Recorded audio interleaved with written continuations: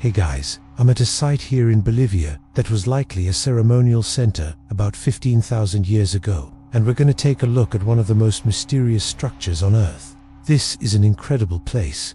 There are all these stones that are perfectly shaped and fit together without any mortar, and some of them weigh many tons. But there's one structure in particular that really stands out. It's called the Puerta del Sol, or the Gate of the Sun, and it's right behind me.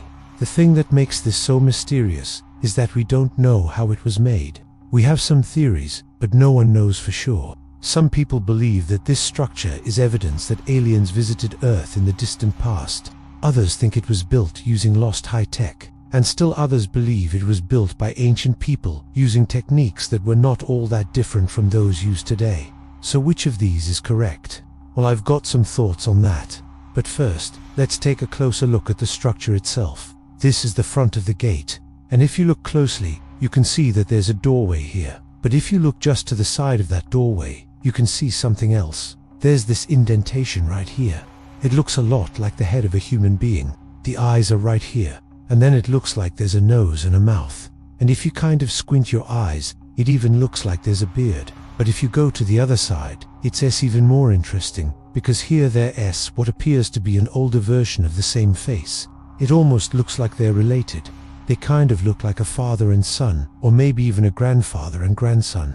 And then if you look above the heads of the two figures, there's another face, except this one is clearly female. She has long flowing hair. You can see one eye. The other one's kind of covered up by this protrusion right here. But there's a nose and a mouth. And then if you follow the line of the nose, you can see it kind of comes out right here into a little projection, if you will. And this whole thing, the projection and the nose and the eyes and everything, kind of look like a bird's head. So we've got two human faces, possibly a father and son, and then a face of a woman above them with what could be the head of a bird.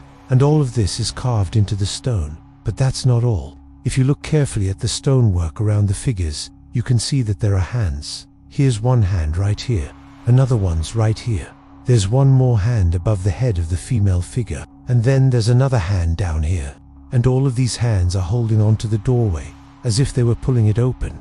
And just to the side of the door, there's another hand that looks like it's holding a flower. So you've got all of these figures carved into the stone, and it's hard to imagine how they would have done it. We know that the people who lived here 15,000 years ago were living in a very similar way to the way that we think our hunter-gatherer ancestors lived. That is to say, they were nomadic.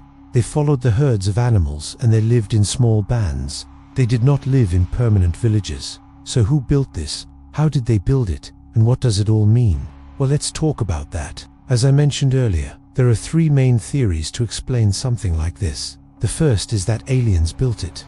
The second is that they had access to some sort of lost technology that enabled them to make these incredibly precise stone tools that they then used to shape the stones. And the third, and perhaps most obvious, is that they simply used very basic tools and a tremendous amount of manpower to shape these stones over a very long period of time.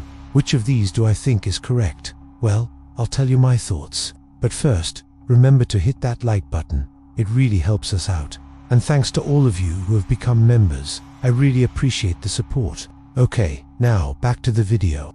I don't think that aliens built this. I think it's far more likely that they had access to some sort of lost technology. In fact, when I look at these stones, I don't see anything that would have been impossible for people to have built. With some simple tools, it would have been difficult, no doubt. But I think it was definitely possible. So who built this, and why? Well, that's a question that's much harder to answer. Perhaps the people who built this were the ancestors of the Tiwanaku people, who lived here about 1500 years ago. But that's just a guess.